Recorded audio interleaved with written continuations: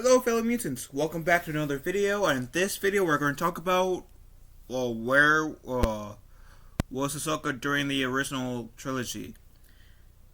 And that's a very good question, because Ashoka was introduced in the Clone Wars as Anakin Skywalker's apprentice, right? And I like that concept. I think that's a very cool concept. She was Anakin Skywalker's apprentice. She was a hero in the Clone Wars. She was blamed for something she didn't do, so she was kicked out of the Jedi Order. Once Anakin helped clear her name, so was offered back to be part of the Jedi Order, but she refused. And then, we got to see her in Rebels. And I loved seeing her in Rebels. And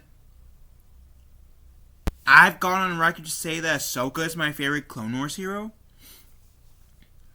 But I think she should have died in her duel with Darth Vader in the season 2 finale.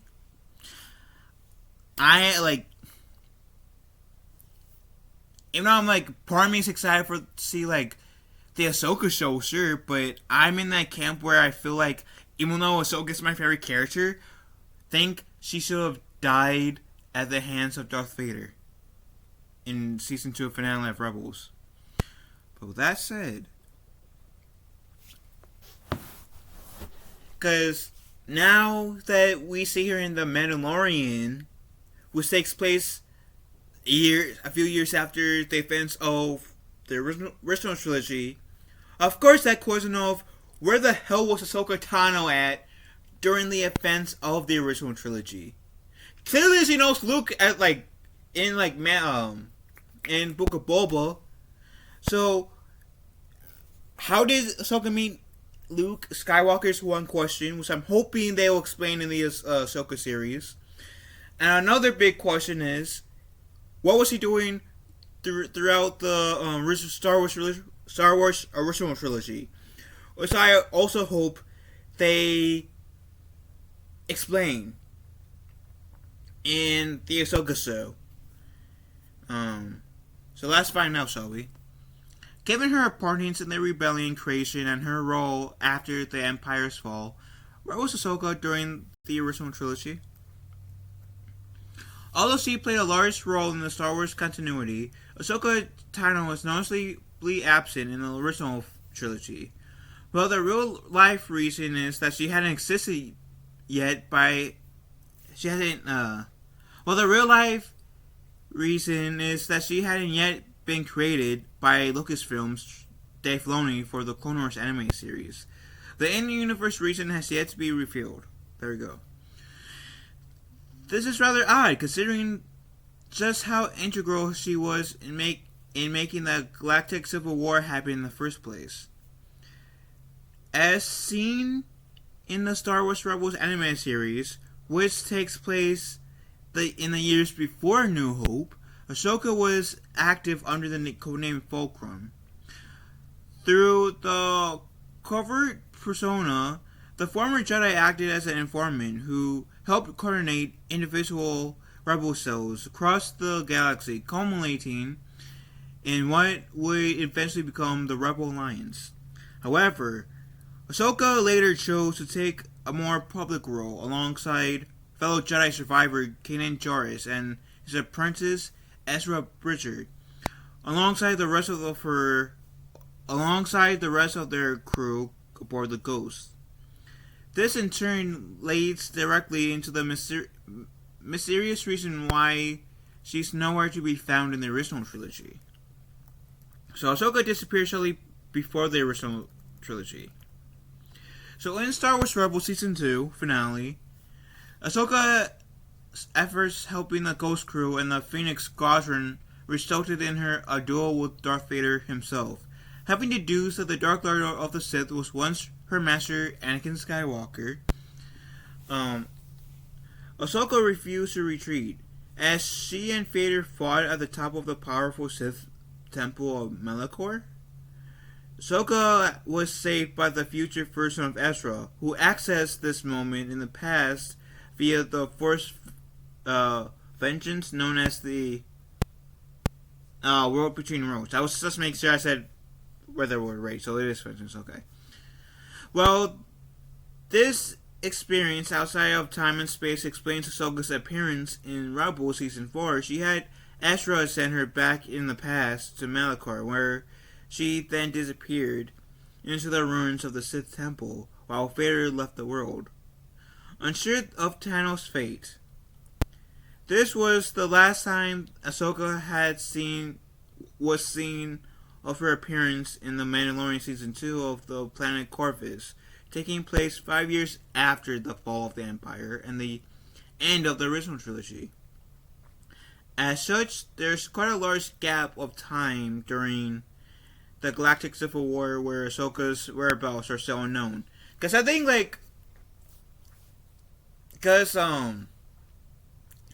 I think Rebels takes place, about a year. By the time it ends, it takes, a year before the events of essentially Rogue One. And, the events of the original trilogy takes approximately 5 years. So essentially, if my math's correct on the timing and stuff, Ahsoka hasn't really been seen in 6 years. And then Mandalorian is was the first time we've seen Ahsoka in anything. So what? 6 plus 5, 11. So she hasn't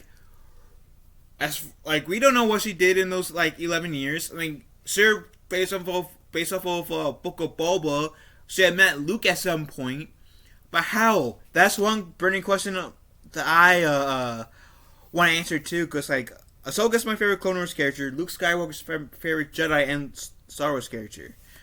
So I'm very interested. Very interested. Anyways.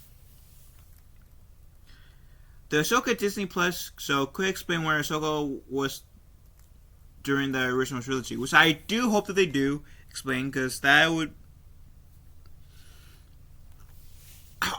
And hopefully it's not some half-baked reason. Hopefully they give us an actual good reason why she wasn't seen in the original trilogy. Anyways.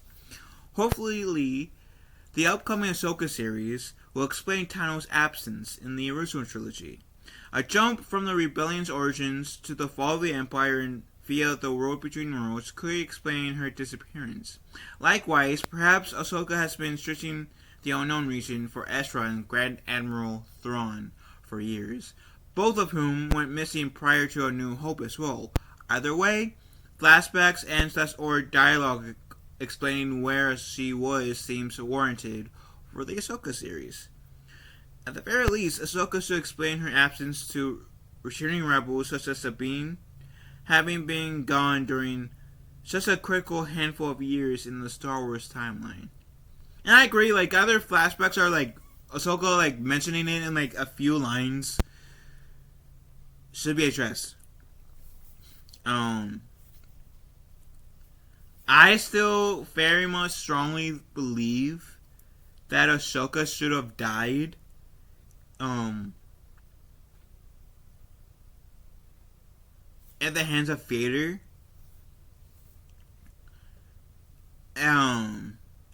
Partially because I feel like that would have contributed to the whole Vader's redemption arc a little bit more. It would have made that scene a little bit more powerful than it originally was, right? Because that scene alone was powerful. Ahsoka actually dying, ooh, that would be even more powerful. And maybe, who knows? Vader thinks that Ahsoka's dead, who knows? Until he goes into the Afterworld Force, but I don't know. But if we don't get an explanation of this in this show, I do hope we get a Ahsoka game. And hear me out. I do hope we get an Ahsoka game, either voiced by Rosario Dawson or Ashley Eckstein, and we get to play as Ahsoka. And it's kind of like an open world, kind of like how Jedi Survivor is, right? And we get to go along with Ahsoka. See some of her adventures. Interacting with like Bail Organa a little bit, you know? Before, like, a little bit before Ultron fell, right? Maybe that could be the beginning. Like, we see Ahsoka's and Bail's last conversation, right? And then jump, no matter how many months or years later, to find out, boom, she could feel like what Obi-Wan felt in the New Hope, where 1,000 lives passed, and maybe like with her bond with Bail, she could sense that Bail is unfortunately no longer with us because the Empire decided to be a deuce and destroy Ultron.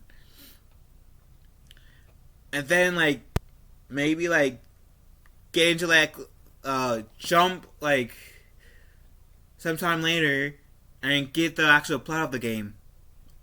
And maybe like the we have like it being a 2-part game, so we can expand within 5 years. Maybe like the first game is about like takes about like a year and a half, while the other one takes about another year and a half. Still, or 2.5 years.